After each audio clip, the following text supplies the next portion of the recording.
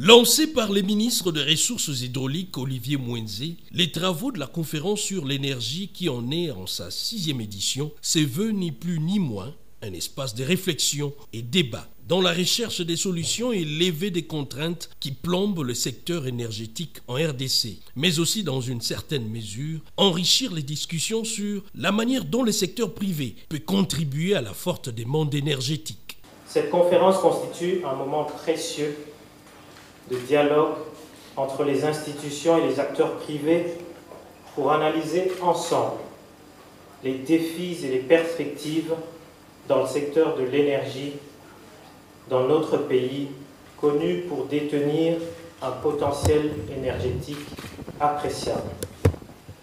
La Fédération des entreprises du Congo est à féliciter et est à soutenir pour cette initiative renouvelée et cette mobilisation de tous les acteurs du secteur de l'énergie ici présents pour discuter et faire des recommandations pour l'amélioration de l'offre énergétique des entreprises privées locales face à une demande sans cesse croissante, notamment celle de l'industrie minière, sans oublier la mise en place d'un véritable service public de l'électricité en faveur de la population. Mesdames et messieurs, avant de poursuivre mon propos, je voudrais rendre un vibrant hommage à son Excellence, Monsieur le Président de la République, Félix-Antoine Tshisekedi Tshilombo, dont la vision et les instructions pertinentes m'ont orienté dans mon action dans le secteur de l'eau et de l'électricité, dont j'ai la charge depuis avril 2021. En effet, le gouvernement de la République dirigé par son Excellence, Monsieur le Premier ministre Sama Lukonde Kyenge, à travers mes actions, n'est pas resté inactif depuis la 5e édition de la conférence qui s'est tenue à Lubumbashi.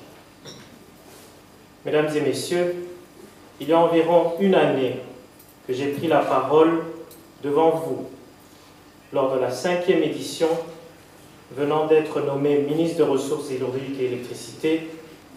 J'ai eu à partager avec vous plusieurs constats positifs comme négatifs à l'issue de l'état des lieux du secteur de l'électricité, notamment sur la libéralisation du secteur, l'évolution des investissements privés.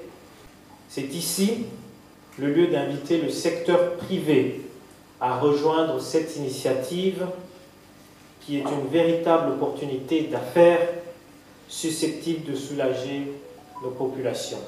Sur initiative de la Commission nationale énergie de l'AFEC, dirigée par Eric Monga, ces assises ont offert au président de l'AFEC, Albert Yuma Moulimbi, une tribune pour plaider au nom du patronat congolais afin que l'exécutif puisse diminuer la lourde fiscalité qui pèse sur les privés. Mesdames et messieurs, le secteur de l'énergie reste malgré tout confronté encore à certaines pesanteurs qui retardent son développement. Je n'y reviendrai pas trop, mais le climat des affaires demeure préoccupant pour les opérateurs privés qui se lancent dans ces projets. Il y a toujours une fiscalité et une parafiscalité qui accroît les coûts de facteurs de production et ne permettent pas réellement qu'on puisse livrer aux populations l'énergie électrique à des tarifs compatibles avec le pouvoir d'achat. Pour rendre le secteur de l'énergie plus attractif et diminuer l'impact de la faiblesse du climat des affaires, les éléments suivants devraient constituer une priorité pour les pouvoirs publics et les autres parties prenantes. J'en cite quelques-uns. Accélérer le déploiement et l'opérationnalisation de ARE et LANSER au niveau des provinces. Renouveler le décret numéro 18/054 du 27 décembre 2018 fixant les dispositions pratiques portant mesures d'allègements fiscaux et douaniers applicables à la production, à l'importation et à l'exportation de l'énergie électrique qui expire le 26 décembre de cette année. Pour ce faire, l'AFEC sollicite l'implication, bien sûr, de son Excellence, Monsieur le ministre des Ressources hydroélectriques et électricité, et aussi de son Excellence, Monsieur le Premier ministre, pour le renouvellement de cette mesure incitative avant l'échéance du 22 décembre. Il faudrait aussi, parce que ça devient trop récurrent, aider à lutter contre le vandalisme et le vol des câbles électriques, ainsi que les sabotages des projets privés. À ce sujet, il y a un exemple macabre, celui du bombardement par les terroristes du M23 de la centrale de Louviro, située dans le parc de Virunga. Il faut assurer la stabilité de l'énergie fournie au consommateur final et la bonne qualité du réseau électrique. Encourager les partenariats sur les contrats d'achat d'énergie entre les producteurs locaux et les grands consommateurs d'énergie, principalement les sociétés minières et les industriels locaux.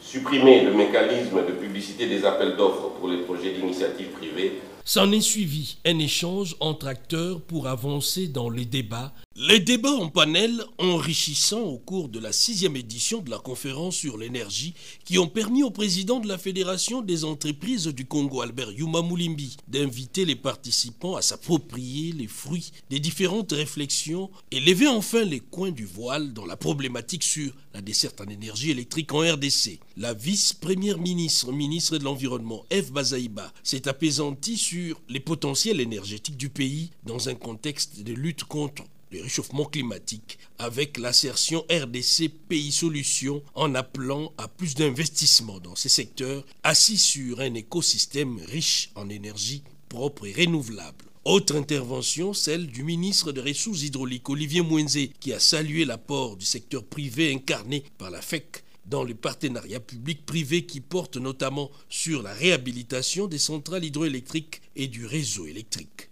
Julien Paluku, ministre de l'Industrie, a évoqué les zones économiques spéciales tributaires du secteur énergétique. La partie organisatrice, la Commission nationale énergie de la FEC, a émis le vœu, à travers son président Éric Monga, d'arriver à l'élaboration d'une feuille de route pour les secteurs de l'énergie. Qu'est-ce qu'on peut faire pour avancer rapidement dans ces desserts dont tout le monde a besoin pour l'instant? Le déficit étant très grand. Ça, c'est d'un côté. Et de l'autre côté, nous avons des innovations, nous avons des recherches, nous avons de nouvelles énergies. Comment on peut lire l'avenir pour que ces énergies, cet environnement, tout puisse concourir au bien-être du Congolais par l'énergie. Et enfin, avec tout ça, nous allons essayer d'élaborer des recommandations et des suggestions que nous allons donner à nos ministres afin de trouver des solutions. Nous ne sommes pas là pour chercher des problèmes, mais par contre, pour contenir ces problèmes, pourvu qu'on puisse en sortir avec une bonne feuille de route que nous allons soumettre aux autorités, peut-être 1 ou 2 mois après, lorsque nous aurons bouclé tous les rapports. La 6e édition de la conférence sur l'énergie entre désormais dans les annales de l'histoire, y compris certains acteurs de premier plan qui ont été honorés pour les rôles joués dans la relance de ces secteurs.